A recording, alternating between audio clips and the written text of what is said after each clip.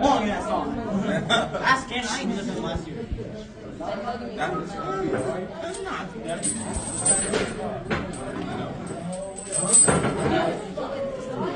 Oh shit! Watch the butt. Watch the blood clot butt. Watch a swing, swing, swing-a-ling, swing. Now I know you see this in the gym almost daily, but what is this actually doing? Are we building muscle still in this bad form? Is it even worth it? Let's have a look. Would you say they're putting probably more weight on than what they need, which potentially could create injury as well? Most people that come to train with me, their weights go down. Really? Yeah, because I have them doing things correctly. So they'll be using less weight, but the muscles will be receiving more stimulus. And they call me the next day and they're like, my back, mate, I can't move it. Yet you were using 30, 40% less weights than you normally do. Because normally, you're throwing it around. You're using momentum, you're pulling, you're moving, you're missing half the movement, you're zipping through the negative, you're not holding the contraction, you're not squeezing. So it's all in the details. So if you're in the gym to build muscle, not to just lift heavy, then wouldn't it be smarter to lift a weight you can actually feel? So obviously we've been preaching lift to failure, lift as heavy as you can with good form. But then this kind of thing happens when people get fixated on lifting heavy.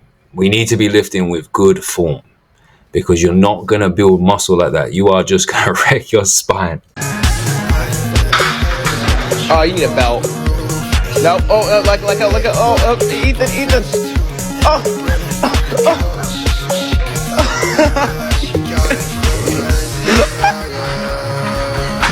Now, before you say it, there are ways of utilizing a cheat rep. I've said it in previous videos, but we need to understand the difference between a risky set or a cheat set to then enhance the results you wanted to get. But you can't be starting like that. Cheat reps versus strict reps. What causes more muscle growth? We put this to the test in the first ever study on cheat reps.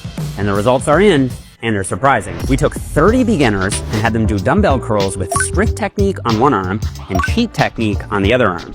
We also had them do the same thing with tricep press downs. After 8 weeks of training, we measured which arm grew more, the strict arm or the cheating arm. I thought that the strict arm would grow more. That's because you ensure all the tension coming from the weight is being directed to the target muscle. But that wasn't the case. Both arms grew about the same, but there's a catch. The arm using strict form saw the same growth with lighter weight, and I think that could be safer over time. So even though cheat reps seem to build muscle just fine, you need to use heavier loads to get the same effect. So there it is from Jeff Nippard. So if you are looking to build muscle, you can cheat with heavier weight, or you could just go lighter and focus on the muscle. So in my experience and my personal preference, I would rather lift a weight I know I can feel on the target muscle and know that I can cheat to get some extra reps if I feel like I can, rather than lifting something I can't control. Because especially now, and as you get older, you're going to injure yourself just to say I can bench X number or I can deadlift X number.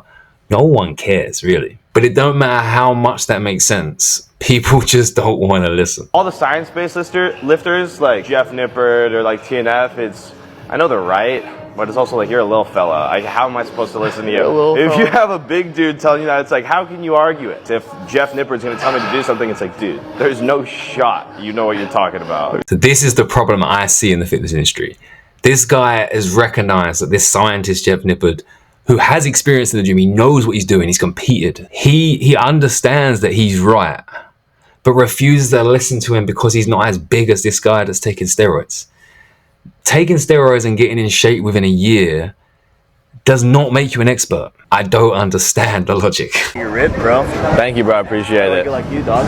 A bunch of testosterone, trenbolone, primobolan.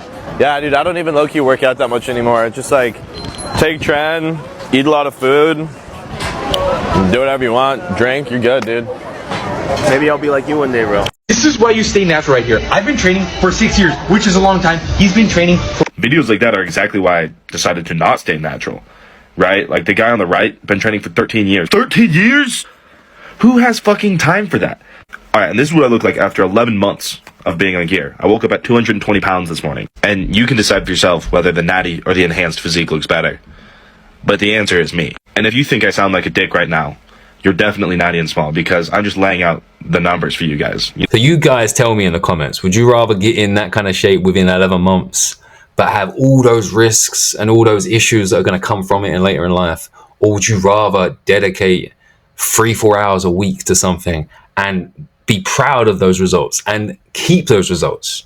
Because if he stops taking steroids at any point, he's going to lose most of those gains. People in their 20s and 30s and 40s who have normal testosterone and who are living their best lives think like, oh, I should get on TRT. Like, why? So you can be dependent on a vial and needle the rest of your life and shut down your ability to have children for some time or forever if you roll the wrong dice. You go to another country, you either have to like go hypogonadal in that country, or you have to bring your scripts and show the guys at the border that you're not a steroid dealer when you bring your vials and needles with you. Like, the would you want to do that? And they're like, oh, isn't it better? Like, no, it's replacement therapy. You're going to get roughly the amount that gets you to where the you were anyway. Like, that would be so absurd. So a lot of times people think they need to be in TRT, but the reality is that they just need to like sleep more and eat better and have less stress, and their own bodies are producing more than enough testosterone to cover their bases. If you're not willing to dedicate 3 to 4 hours a week to the gym, then what makes you think you're going to be able to dedicate yourself to jabbing yourself for the rest of your life to control your hormones? Because once you take this shit,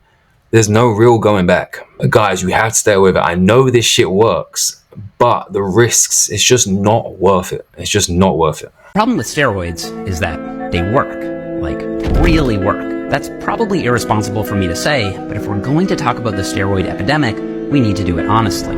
Here's a 3-week trend cycle update for you guys. Buying trend in Thailand. Steroids build muscle way faster than something like creatine. It's not even close. If you started taking 5 grams of creatine every day for a year straight, you'd add about 2 pounds of extra muscle. If you started taking steroids at a normal bodybuilding dose, you'd probably add about 20 pounds of extra muscle that year. But it could be more depending on your genetics and how much you take. I'm a lifetime natural bodybuilder, and these are my testosterone levels right now. 485 nanograms per deciliter. That's right around the middle of the normal range for someone my age. This is bodybuilder Chase Irons, the world's most honest, enhanced bodybuilder. He also had blood work done this month. Where do you think his testosterone levels are? Maybe double mine? Triple mine? Nope, his levels are literally off the charts. The test maxes out at 10,000 nanograms per deciliter, and his testosterone was higher than that. And this shows just how big the gap between natural and enhanced can get. More people are taking steroids now than ever before. Why is that? I think it's because more and more fitness influencers are opening up about their anabolic use. In theory, this honesty is a good thing. That's because anyone watching will be able to adjust their own expectations for their goals. If they're natural and they know their favorite fitness influencer isn't, they'd be able to lower their own standards and say, okay, well, now I know that result isn't achievable for me. This kind of backfired. A lot of people didn't lower their expectations, they just started taking steroids. And the bigger problem is, a lot of fitness influencers are only ever partially transparent. They say they're on steroids, and they show their gains, but they rarely, if ever, show any of the bad stuff. So the only logical conclusion is that steroids are amazing. But that's misleading. If you're watching this video right now, it's because you want to get in shape, you want to be healthy. The world has become such a convenient place, but let's not put ourselves at risk for convenient gains. Damn, bars. That's called motherfucking bars, nigga. I hope this video resonated with some people. Thank you guys. I'll be back tomorrow. Take it easy. Before I fall to the system, I'm gonna try and do good with my gifting and pray to the Lord for some wisdom. Pray. Hopefully someone will listen. Amen.